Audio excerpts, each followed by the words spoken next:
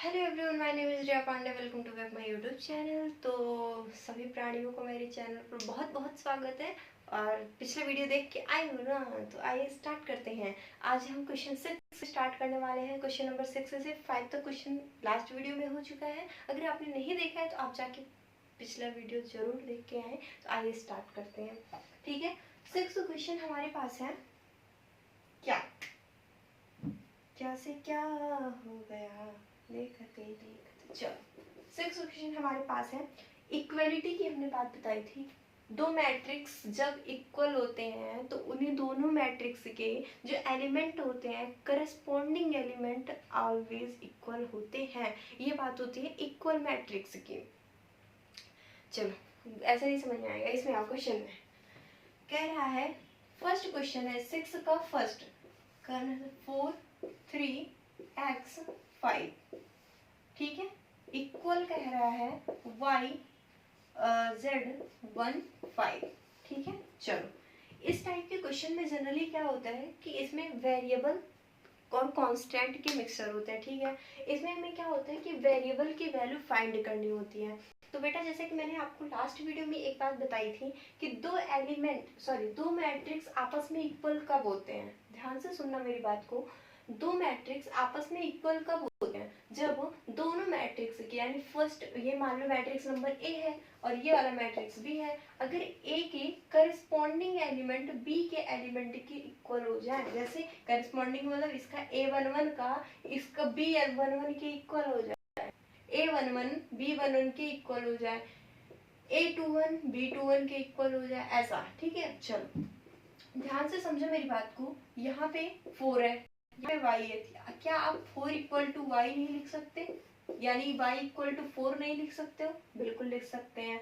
Equality के नियम से हम जानते हैं, इक्वलिटी का रूल यही कहता है करस्पॉन्डिंग एलिमेंट इक्वल होगा। ओके, अगर यहाँ पे 3 है, यहाँ पे z, तो क्या बेटा मैं z इक्वल टू 3 नहीं लिख सकती हूँ? हाँ जी, बिल्कुल लिख सकते हैं। अगर यहाँ पे x है, यहाँ पे 1 है, तो देन x इक्वल टू 1 नहीं लिख सकते हो। अब आपको x y z की वैल्यू मिल गई, और क्या इसकी प्रॉपर्टी हड़पना चाहते हो? और कुछ वेरिएबल दिख ही नहीं रहा बेटा, तो और क्या लिखोगे? बस हो गया, खत्म। तो सिंपल सा क्वेश्चन था, लेकिन अभी अभी अभी तो पार्टी शुरू हुई है, अभी ये स्टार्टिंग है, अभी आगे और देखते हैं, ठीक है। ये फर्स्ट हो गया। सेकंड पार्ट इसी में है, ठीक है। इसी में है सेकंड पार्ट। सेकंड पार्ट में कह रहा है x प्लस वाई, और यहाँ पे 2 है, और 5 प्लस जेड, और यहाँ पे क्या है एक्स वाई है, इक्वल टू 6 2 5 8। ओके, चलो, 6 2 5 8। ओके, जैसा कि अभी हमने बताया, क्या इक्वल कब होंगी? इनकी करस्पॉन्डिंग एलिमेंट इक्वल होनी चाहिए। क्या होनी चाहिए? इनकी करस्पॉन्डिंग एलिमेंट इक्वल होनी चाहिए। करस्पॉन्डिंग यानी x प्लस वाई, ध्यान से समझना, x plus y equal to 6। क्या मैं ये नहीं लिख सकती हूँ? लिख सकती हूँ। अगर यहाँ 5 प्लस जेड की बात करूँ, 5 plus Z plus 5, 5 plus Z, बात एक ही बेटा, समझ लेना, इक्वल टू 5 होगा, ठीक है। हाँ जी, बिल्कुल होगा। X y equal to 8। क्या ये बात समझ में आई? एक्स वाई इक्वल टू 8, यानी यहाँ का यहाँ के इक्वल हो जाएगा। हाँ जी, बिल्कुल हो जाएगा। ध्यान से समझो बेटा मेरी बात को। यहाँ पे अगर ये चीज यहाँ पे प्लस है, इक्वल के उस साइड जाएगा तो माइनस में हो जाएगा, यानी z इक्वल टू क्या 0 नहीं हो जाएगा? क्या z की वैल्यू 0 है? हाँ जी, बिल्कुल है, ठीक है। यहाँ से समझो मेरी बात, एक्स वाई इक्वल टू 8 दिया है, तो क्या यहाँ से x की वैल्यू 8 अपॉन में y नहीं लिख सकती हूँ मैं? क्या x की वैल्यू, अरे भैया, x की वैल्यू 8 अपॉन में y नहीं लिख सकती हूँ? बिल्कुल लिख सकती हूँ मैं, ठीक है। तो चलो, इसी x की वैल्यू को हम यहाँ रखेंगे। x की वैल्यू क्या? 8 अपॉन में y, एंड प्लस का y हमारे पास ऑलरेडी था, इक्वल टू 6 हो जाएगा, ठीक है। चलो, इसके अपॉन में 1 कर दो, इसके अपॉन में 1 कर दो, यानी 8 प्लस यहाँ पे y का मल्टीप्लाई y स्क्वायर, प्लस यहाँ पे y का मल्टीप्लाई, यानी इक्वल टू 6y। ओके, इसको हमको क्या करना है? अब हमें बनाना पड़ेगा क्या? 2 ऑर्डर की, क्या इसमें बनाना पड़ेगा हमको ध्यान से समझो मेरी बात को। एक्स स्क्वायर, अब 6y को इधर लेके आएंगे तो -6y हो जाएगा और प्लस का 8 हमारे पास था इक्वल टू 0। ठीक है, इसे ये किस टाइप का इक्वेशन बन रहा है, ये किस टाइप का इक्वेशन बन रहा है, हिंदी में जैसे बोलते हैं द्विघात समीकरण बन रहा है। ठीक है, जब कभी ऐसी सिचुएशन आती है तो इसे हमें क्या करना पड़ता है, इसका फैक्टर करना पड़ता है। 8 1 यहाँ पे कुछ नहीं है, 8 1 जा 8 और 8 का ऐसा फैक्टर करो कि यहाँ पे प्लस है ना, तो प्लस करने पे 6 आ जाए और मल्टीप्लाई करने पे 8 आ जाए। ध्यान से समझो, 4 × 2, 4 2 जा 6।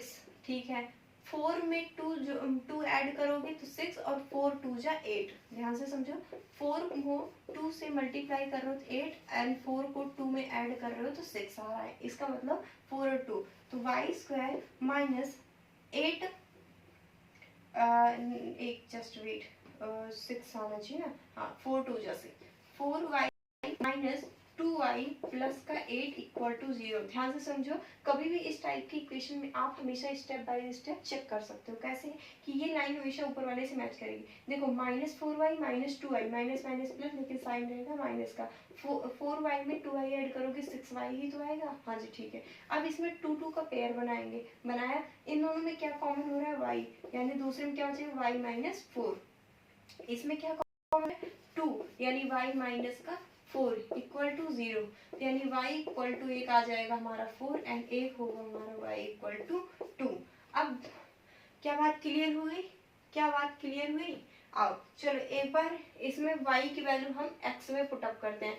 x इक्वल टू अगर मैं 8 अपॉन में 2 लिखती हूँ, इक्वल टू इसकी वैल्यू 4 आएगी, और अगर मैं इसी में 8 अपॉन 4 लिखती हूँ इसकी वैल्यू 2, यानी यहाँ पे x और y की डबल डबल वैल्यू आएंगी। जब हम यहाँ पे क्या x की वैल्यू अगर आप 2 पुटअप कर रहे हो तो x की वैल्यू 4 आएगी एंड y की वैल्यू जब पुटअप 4 होगा, ये वाली बात है। ठीक है, x y हो हुए, और एक दूसरा कौन सा आएगा हमारे पास, x की वैल्यू 2 आएगी, y की वैल्यू 4 आएगी, ये वाली बात है। ओके, क्लियर हो गई बात। ठीक है, ये क्वेश्चन क्लियर है। चलो थर्ड क्वेश्चन पे चलते हैं। Take a screenshot.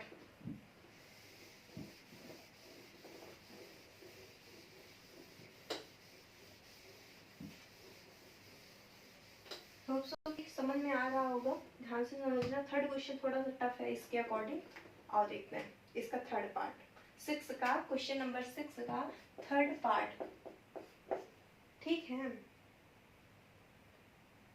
चलो कह रहा है हमारे पास एक मैट्रिक्स है x plus y plus z, दूसरा है हमारे पास x प्लस का z, तीसरा y प्लस का z, ये हमारे एक मैट्रिक्स है, इक्वल टू दूसरे मैट्रिक्स में 9 5 7। ठीक है, ध्यान से समझो, इसमें एक ही रो और एक ही, सॉरी रो तो 3 3 है लेकिन कॉलम एक है, तो ये एलिमेंट इसके इक्वल, ये एलिमेंट इसके इक्वल, ये एलिमेंट इसके इक्वल। ठीक है, चलो x प्लस वाई प्लस का z equal to 9, x plus का z इक्वल टू 5, और दूसरी बात हमें यहाँ पे दी गई है y प्लस का z इक्वल टू 7। ओके, क्या बात क्लियर है। चलो अगर मैं बात करूं यहाँ पे z की वैल्यू मैं निकालना चाहूँ तो क्या होगा, 5 माइनस एक्स हो जाएगा, z की वैल्यू 5 माइनस एक्स होगा। ठीक, अब इसी z की वैल्यू हम यहाँ पुटअप करेंगे, इसमें y प्लस z की वैल्यू क्या है, 5 माइनस एक्स। हमारा टारगेट क्या है, z को हटाना है। ठीक है, क्योंकि मुझे एक्स्ट्रा चीज दिख रही है, z की वैल्यू बाद में फाइंड कर लेंगे, लेकिन पहला इक्वेशन में तीन चीजें एक साथ, 3 वेरिएबल है, सॉल्व तो कर नहीं पाओगे, एटलीस्ट 2 ही तो होनी चाहिए। करने के लिए इजी है कि z की वैल्यू x के टर्म में निकालो और पुटअप कर दो। तो हमने क्या किया, z की वैल्यू x के टर्म में निकाली एंड यहाँ पे पुटअप किया, इक्वल टू 7। ध्यान से समझो, x को इधर ला लो, x माइनस वाई हो जाएगा, इक्वल टू 5 यहाँ रहेगा, माइनस का 2 हो जाएगा। अब आप अपने हिसाब से इक्वेशन बना लेना। मान लो इक्वेशन फर्स्ट है, इज इट क्लियर। ठीक है, यहाँ पे देखो z की वैल्यू लाएंगे, यहाँ पे पुटअप करेंगे, तो क्या है x plus y plus z की वैल्यू यानी 5 माइनस एक्स इक्वल टू हो जाएगा 9 की। ध्यान से समझो, इधर प्लस x है, इधर माइनस x खत्म हो जाएगा। y की वैल्यू क्या है 9 और इधर प्लस में 5 है, इधर आएगा माइनस में 5 हो जाएगा एंड y की इक्वल 9 में से 5 जाएगा 4। क्या हमारे पास y की वैल्यू 4 आ गई बेटा? ध्यान से समझो, क्या y की वैल्यू 4 आ गई? क्लियर है इतनी बात? ओके ठीक है, क्लियर। चलो अब इसी y की वैल्यू ले चल के हम यहाँ पे पुट अप करेंगे। Putting value of